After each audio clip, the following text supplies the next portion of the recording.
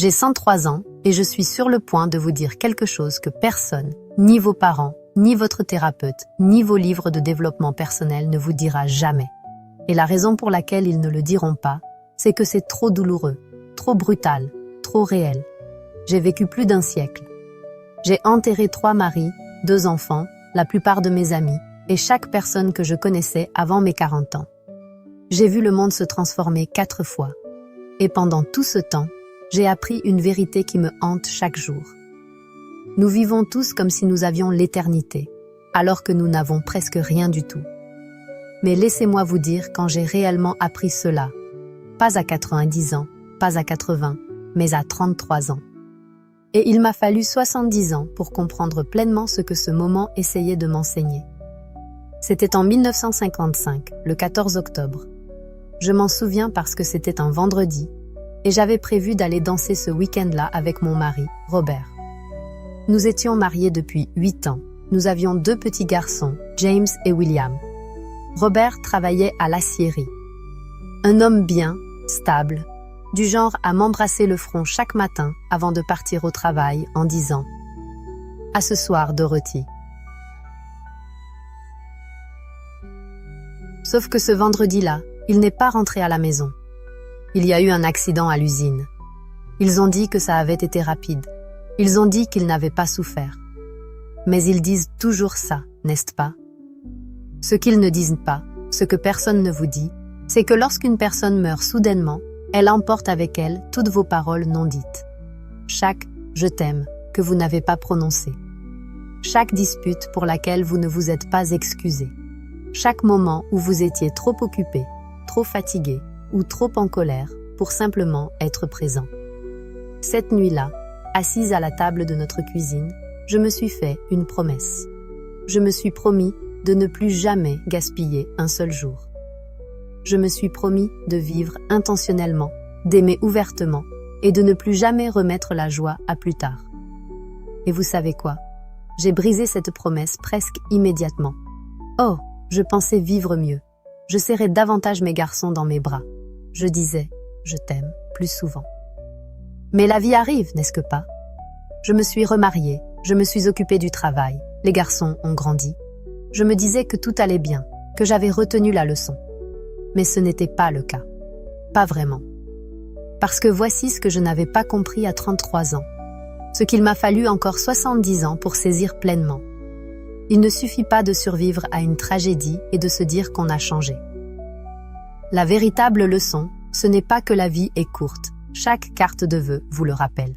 La véritable leçon, c'est que vous allez oublier. Vous allez retomber en pilotage automatique.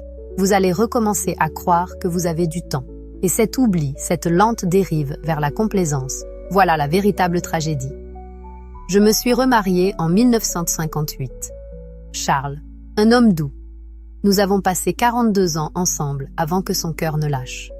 Et vous savez, mon plus grand regret concernant ces 42 années, ce ne sont pas les disputes, ni les problèmes d'argent, ni les désaccords.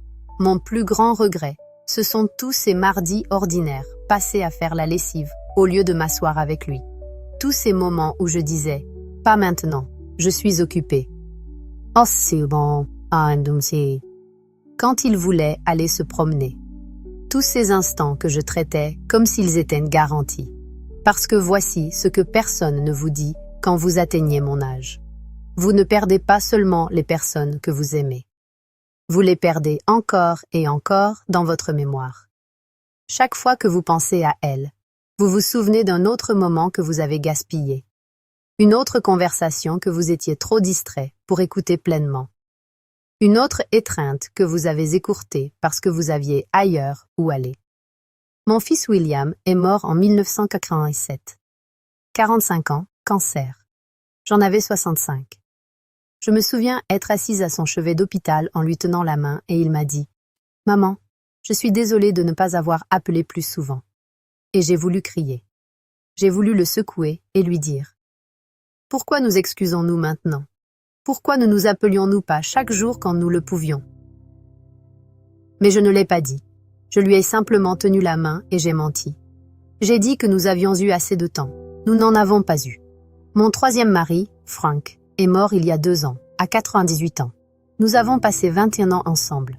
Et même après tout ce que j'avais appris, tout ce que j'avais perdu, vous savez ce que je faisais encore? Je faisais parfois défiler mon téléphone pendant qu'il me parlait. Je soupirais parfois quand il racontait la même histoire pour la 10e fois. Je pensais parfois, je ferai attention demain. Il n'y avait pas toujours un demain.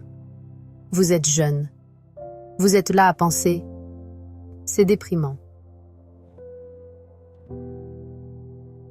À penser. Eh bien, tout le monde meurt un jour.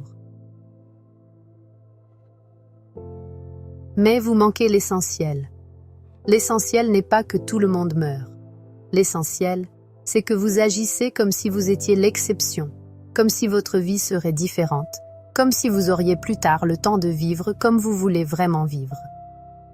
J'ai 103 ans et je peux vous dire avec une certitude absolue que le plus tard n'arrive jamais. Vous pensez que vous voyagerez à la retraite. Vos genoux seront détruits d'ici là. Vous pensez que vous renouerez avec votre sœur après cette période chargée au travail. Cette période chargée durera 20 ans et ensuite, elle ne sera plus là.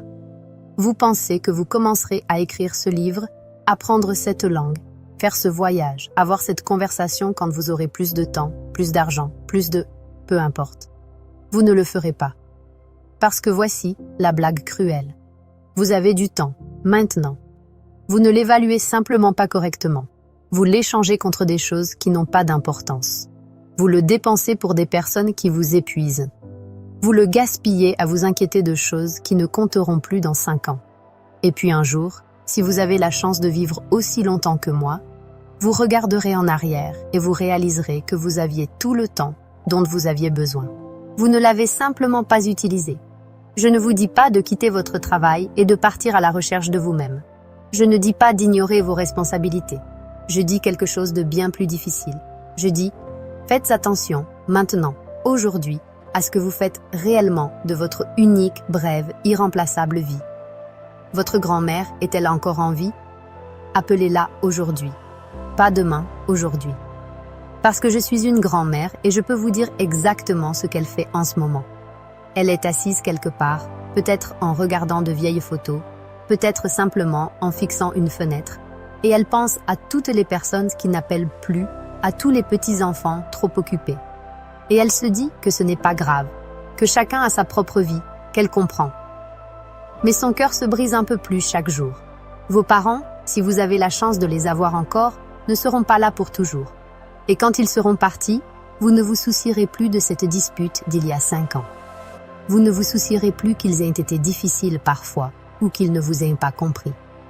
Vous vous soucierez de tous les appels que vous n'avez pas passés, de toutes les visites que vous avez reportées, de toutes les fois où vous auriez pu simplement vous asseoir avec eux et ne l'avez pas fait. Je le sais parce que je suis ce parent maintenant. J'ai eu 2 fils. William est mort il y a 38 ans. James a maintenant 76 ans. Il vient me voir chaque dimanche, qu'il pleuve ou qu'il fasse beau, chaque dimanche sans exception. Et vous savez quoi? Ce n'est pas suffisant. Pas parce qu'il n'est pas un bon fils, c'est un fils merveilleux. Mais parce qu'aucune quantité de temps n'est suffisante quand on aime vraiment quelqu'un. Chaque dimanche, quand il part, je le regarde marcher vers sa voiture et je me demande, le reverrai-je? À mon âge, chaque au revoir peut être le dernier, et ce n'est pas morbide, c'est simplement mathématique. Mais voici ce que vous devez comprendre. Ce n'est pas différent pour vous simplement parce que vous êtes jeune. Chaque au revoir peut aussi être le dernier pour vous. Vous ne le croyez simplement pas encore. J'ai une arrière-petite-fille. Elle s'appelle Sophie. Elle a 16 ans. Le mois dernier, elle est venue me voir et elle a passé tout le temps sur son téléphone. Et je n'ai rien dit, parce qu'à quoi bon? Elle pense qu'elle a l'éternité. Elle pense que les messages de ses amis sont urgents. Elle pense que ce moment assise avec son antique arrière-arrière-grand-mère sera toujours disponible. Ce ne sera pas le cas. Et un jour, probablement quand elle sera beaucoup plus âgée, elle se souviendra de cette visite. Et elle se souviendra qu'elle l'a passée à regarder son téléphone. Et cela lui fera mal d'une manière qu'elle ne peut pas encore imaginer. C'est cela dont je veux vous préserver. Cette douleur, ce regret. Pas le regret des grandes erreurs, celle-là on peut faire la paix avec elle. Mais le regret de l'absence simple, d'être physiquement présent mais mentalement ailleurs, de traiter les personnes que vous aimez comme si elles allaient toujours être là. Elles ne seront pas toujours là. Je ne serai plus là très longtemps. Je le sens. Pas d'une manière effrayante, simplement avec une certitude tranquille. Mon corps est fatigué. Il fonctionne depuis plus d'un siècle et il est prêt à s'arrêter. Et honnêtement, cela me va. J'ai eu une longue vie, bien plus longue que je ne le méritais ou ne l'espérais. Mais je ne supporte pas l'idée que vous puissiez gaspiller la vôtre comme j'ai gaspillé tant de la mienne. Parce que voici la vérité que j'ai apprise 70 ans trop tard. Les moments qui comptent ne sont pas les grands. Ce ne sont pas votre mariage, votre remise de diplôme ou votre promotion. Ce sont des moments merveilleux, mais ce ne sont pas ceux auxquels vous penserez à la fin. Vous penserez à ce mardi après-midi où votre père a essayé de vous montrer comment réparer l'évier et où vous avez été patient au lieu d'être agacé. Vous penserez à ce samedi matin quelconque où vous avez fait des crêpes avec vos enfants et où personne n'était pressé. Vous penserez à cette promenade avec votre mari où vous avez réellement écouté au lieu de préparer ce que vous alliez dire ensuite. Ces moments, les moments ordinaires, sans glamour, totalement insignifiants en apparence, où vous étiez simplement là, pleinement là. Ce sont eux qui comptent. Et ils sont disponibles pour vous maintenant, aujourd'hui, en cet instant. Mais vous devez les choisir. Vous devez vous battre pour eux. Parce que tout dans notre monde est conçu pour vous en éloigner. Votre téléphone, votre travail, vos ambitions, vos peurs, votre liste infinie de choses à faire. Si je pouvais revenir vers Dorothy à 33 ans, debout dans cette cuisine la nuit où Robert est mort, voici ce que je lui dirais. La promesse que tu fais en ce moment de ne plus jamais gaspiller un seul jour, tu vas la briser. Tu vas la briser encore et encore parce que tu es humaine et les humains oublient. Mais voici ton véritable travail. Souviens-toi et reviens. Souviens-toi et reviens. Chaque fois que tu oublies, chaque fois que tu dérives vers la distraction, l'agitation et le fait de prendre les gens pour acquis, remarque-le et reviens. Reviens à la présence. Reviens à l'attention. Reviens à l'amour. Pas parfaitement, mais avec persévérance. J'ai 103 ans. J'ai vécu 195 jours. Et je peux compter sur les doigts de mes deux mains le nombre de jours où j'ai été pleinement, complètement, totalement présente. Voilà mon véritable regret.